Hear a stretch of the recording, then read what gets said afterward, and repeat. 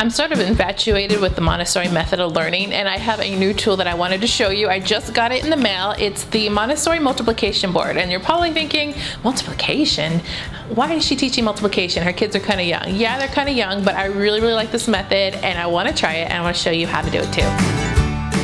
Hey you guys, it's Christina from the Purple Alphabet, and welcome to my channel. We do a lot of educational activities around here, ideas and inspiration so you can learn through play, a couple hauls and giveaways and all kinds of good stuff. But today I'm talking about Montessori because Montessori is one of my favorite methods of learning. I really enjoy the simple, practical use of it, and I have a couple of Montessori items here in my house that I've used throughout the years. I actually have a whole playlist filled with Montessori things that I've already tried and where to get them and how to use them. So if you're interested in Montessori and using it with your child, definitely have to check out that playlist. I'll have to put that down below so you can go directly to it. But today we're talking about the multiplication board, which is really interesting to me because when I first toured a Montessori school, I saw a child as young as 5, maybe even closer to 4. They're really young using this board, and I wanted to try it with my kids. So here's how to use it. All right, so here is the multiplication board. It's very simple to use. I think you guys are really gonna like it, and it makes a lot of sense. So this is the similar shape as the 100 board, that is just a square board.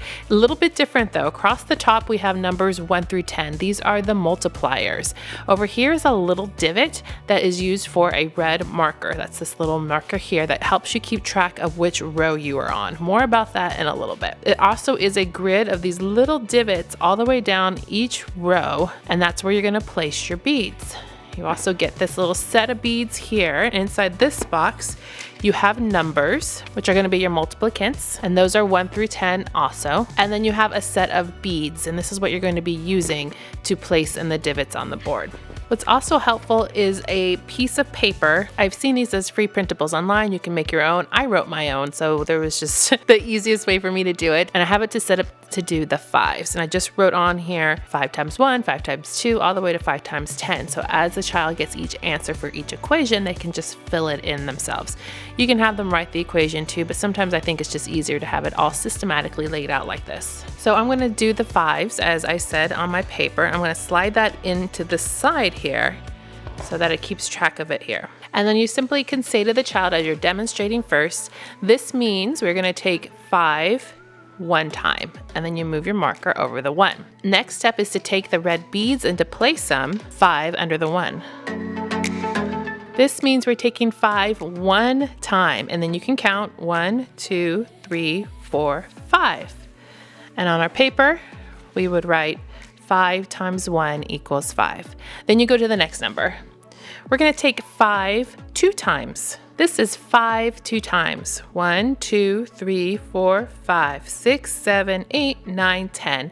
And then we can write that on our paper and record the answer. You continue all the way to the end of the board to the 10s, and then therefore you have done your whole 5 multiplication table. It's that simple. This process is not going to be really quick for the beginner, so please allow some time for your child to work on it.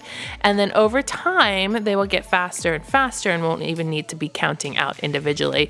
If they do skip counting, that's another great exercise to do here. So for instance, if you had all of your beads up to 4, it would look like this. So you can say 5, 10, 15, 20. So this is where skip counting can be very beneficial in counting quickly for the more advanced math counters. Then when you want to go onto a new table, you would simply take out this number down here and then pick a new one to go on. Usually you'll go in sequential order all the way up to 10.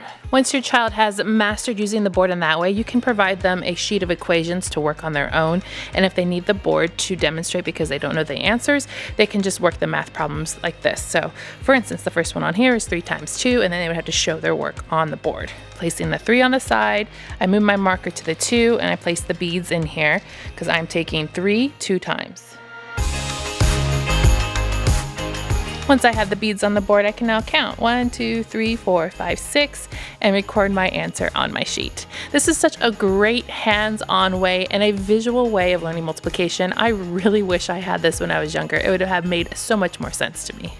What is your favorite Montessori activity? You have to let me know if you're trying any of these things at home. Tag me on Instagram, let me know. I would love to hear it. Make sure to click subscribe to see more videos like this. Go over and check out the rest of the Montessori activities and give me a thumbs up to show your love.